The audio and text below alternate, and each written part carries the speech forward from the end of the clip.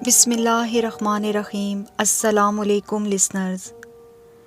میری پولیس میں جاب کو 5 سال ہو گئے تھے اور میری پوسٹنگ دیپال پور میں ہوئی، جہاں کے دیہی علاقے میں ایک 2 منزلہ مکان میں نے کرائے پر لے لیا۔ گھر ذرا فاصلے پر تھے مگر جگہ پرامن تھی۔ ایک رات میں گہری نیند میں سویا ہوا تھا کہ زوردار چیخ سنائی دی۔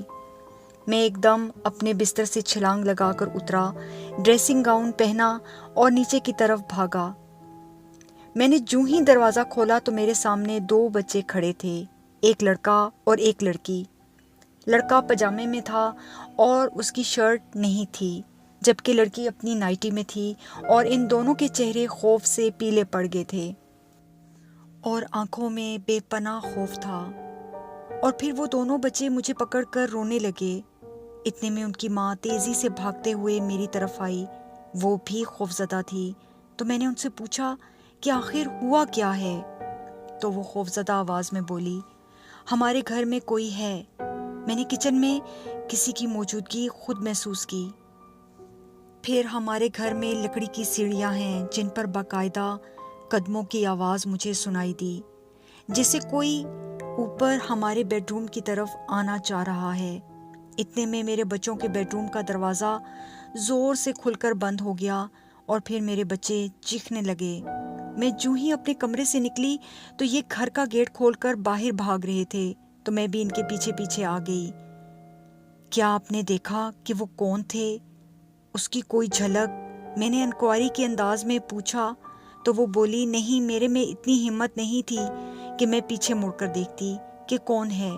براہ کرم ہماری مدد کریں، پولیس کو کال کریں۔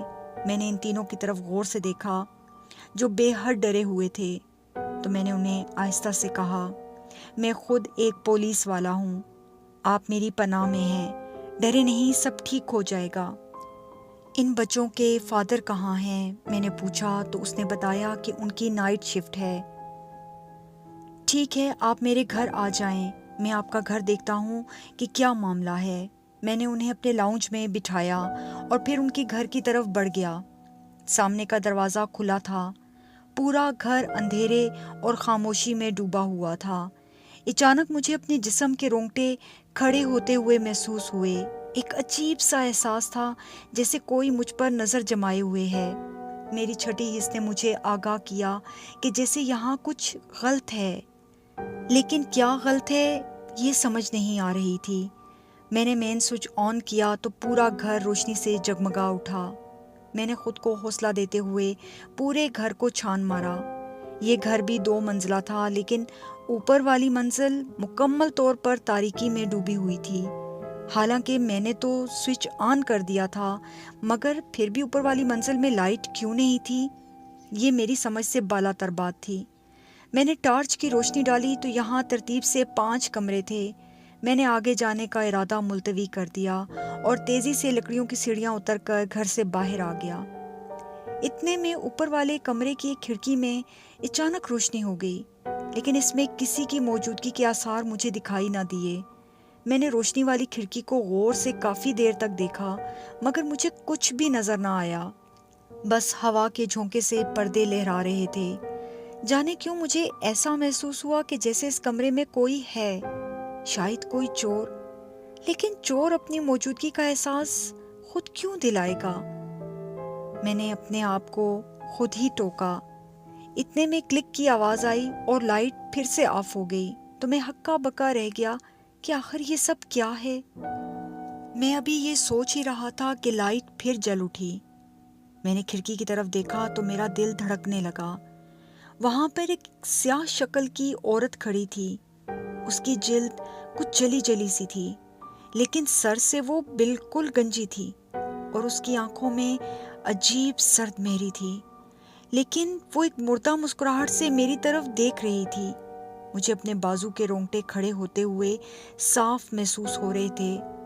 اتنے میں لائٹ چلی گئی تو میں بھی تیزی سے اپنے گھر کی طرف جانے لگا۔ میں جب گھر پہنچا تو وہ خاتون اور میں فوراً کچن میں گیا اور ایک گھونٹ پانی پیا۔ میرا دل تیزی سے دھڑک رہا تھا اور مجھے ٹھنڈے پسینے آ رہے تھے۔ ایسا لگ رہا تھا کہ میں کہیں گر کر بے ہوش ہی نہ ہو جاؤں۔ میرے اوسان ذرا بحال ہوئے تو میں نے اس خاتون سے پوچھا کہ آپ کے گھر میں وہ خاتون کون ہے؟ تو وہ عورت اور اس کے بچے میری طرف حیرت، اور پھر وہ عورت بولی کہ ہمارے گھر میں تو کوئی بھی نہیں ہے، لیکن میں نے خود اپنی آنکھوں سے ایک عورت کو دیکھا ہے۔ میں نے آہستہ سے کہا، لیکن وہ خاتون ماننے سے انکار کرتی رہی۔ تو میں نے پولیس اسٹیشن میں اطلاع کی۔ میرے ساتھی تھوڑی دیر بعد ہی یہاں پہنچ گئے۔ بڑی سرچ لائٹ سے انہوں نے پورے گھر کو چھان مارا، لیکن انہیں وہاں پر نہ تو کوئی چور ملا اور نہ ہی وہ عورت جسے میں نے خود دیکھا تھا۔ جو احساس پہلی بار اس گھر میں داخل ہوتے ہوئے محسوس ہوا، وہ احساس ابھی بھی اپنے ساتھیوں کے ساتھ داخل ہوتے ہوئے میں محسوس کر رہا تھا۔ خیر، میرے وہ ساتھی واپس چلے گئے اور کچھ دن بعد میں بھی سب کچھ بھول بھال گیا۔ زندگی معمول پر آ گئی، لیکن ایک شام تقریباً 5 دن بعد میں نے دروازے پر پھر دستک سنی۔ اس بار دستک کافی تیز تھی اور پھر تھوڑی دیر بعد ہی ایسا لگا کہ جیسے کوئی دروازہ پیٹ رہا ہو۔ میں نے فوراً دروازہ کھولنے سے پہلے احتیاطاً کھڑکی سے جھانکا تو سامنے انہی بچوں کی والدہ کھڑی تھیں۔ میں نے فوراً دروازہ کھولا تو وہ مجھے دیکھ کر مسکرا رہی تھیں۔ سب ٹھیک ہے میم؟ میں نے پوچھا۔ اس نے جواب نہیں دیا، وہ بس مسکراتی چلی گئی اور سیدھا میرے پاس سے ہوتے ہوئے اندر چلی گئی اور پھر بائیں طرف مڑ کر کمرے میں گئی، جبکہ میں دہلیز پر ہی کھڑا رہ گیا، قدرے حیرت زدہ اور پریشان۔ اس کے چہرے کی وہ غیر انسانی مسکراہٹ نے مجھے دراصل بے حد بے چین کر ڈالا۔ باہر ہلکا ہلکا اندھیرا تھا، محلے میں دور دور تک سناٹا تھا۔ میں ابھی اس خاتون کے پیچھے جانے ہی والا تھا کہ مجھے اپنے ساتھ والے گھر سے آوازیں سنائی دیں، تو غیر ارادی طور پر میری نگاہ اس طرف گئی۔ اس گھر کے باہر باڑ لگی ہوئی تھی جہاں پر وہ دونوں بچے کھیل رہے تھے۔